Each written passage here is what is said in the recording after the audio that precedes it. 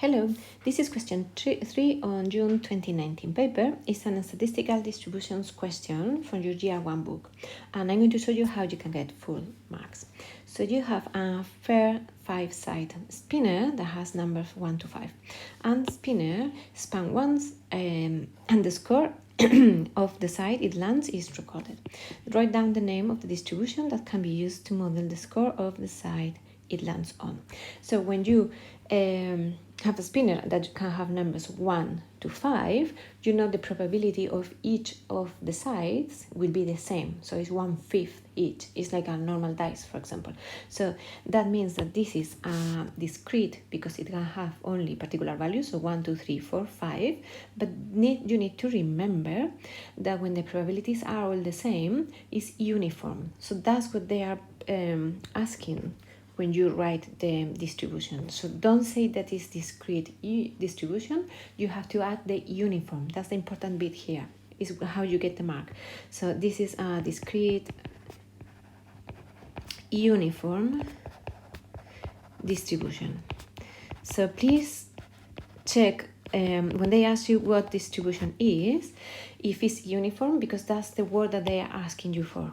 So even if you don't say that it's discrete or distribution and you just say uniform, is the way of getting the mark.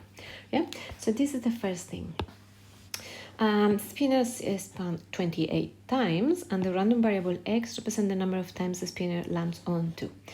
They are asking a couple of probabilities. So the first thing you have to notice is that you are repeating an experiment which is spinning the spinner 28 times. So you have a fixed number of attempts or trials. Then we are counting as success landing on 2 and failure landing in anything else, and we have a fixed probability of success which is 1/5, and the events are all independent. So that means that our distribution or our variable is distributed as a binomial. So we can say that our, let's call it x, for example, is a binomial. Number of attempts is 28, and the probability of getting a 5 is getting a 2 is 1/5 or 0.2.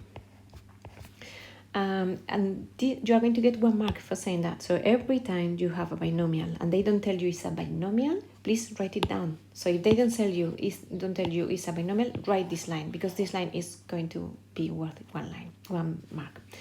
And now we can find the probability. So the first one, now when we know the variable, find the probability. I'm here. The spinner lands on 2 at least 7 times. So we want to know the probability that x is at least 7 times, so 7 times or more out of our 28. Remember, in the binomial, we don't have this in the calculator or in the table. We have the smaller or equal.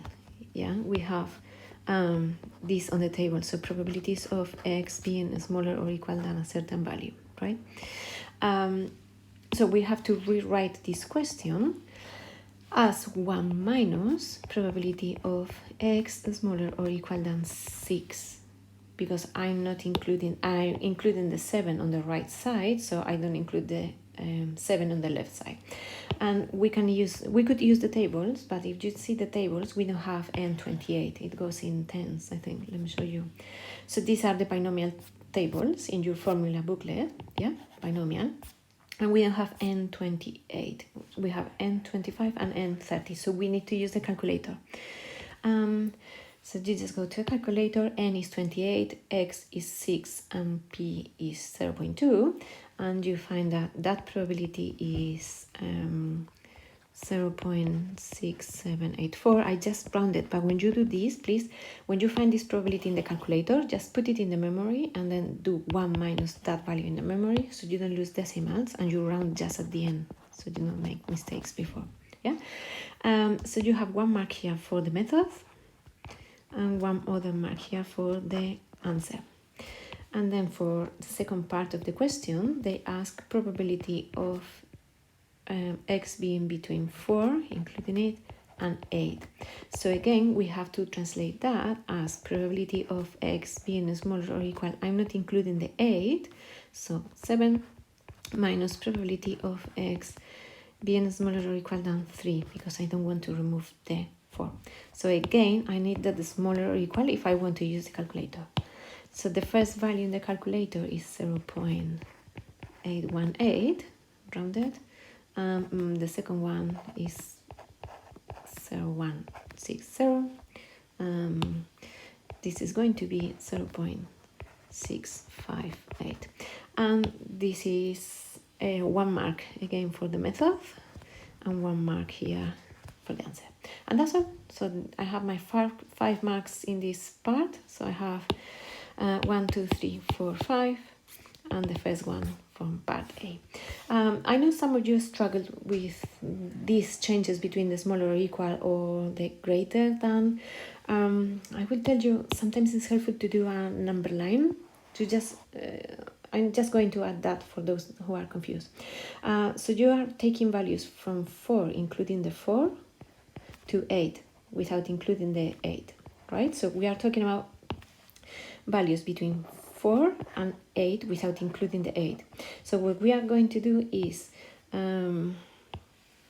do these values here, so up to 7, so something like that, up to 7, and then I'm going to subtract up to 3, because that way I will have precisely between 4 and 7, because I'm not including the 8. I don't know if it makes sense this way, but sometimes the number line, it helps. So between 4, including the 4, and not 8, I can do up to 7 and then subtract up to 3. So this is 3. Yeah, so maybe that helps. That's all. This is a very simple question. The binomial distribution, most of them are quite simple, at least for year 1. And that's it. Hello, if you like the video, I have a free last minute revision course the week before your exams. The link is in the description below. I'm working with international levels for Edexcel, but if you are an UK student, you will find this very helpful as well, because the questions are identical, you just have less topics. I have other courses through the year. They are all in my website, and the link is as well in the description below. I would love to help you.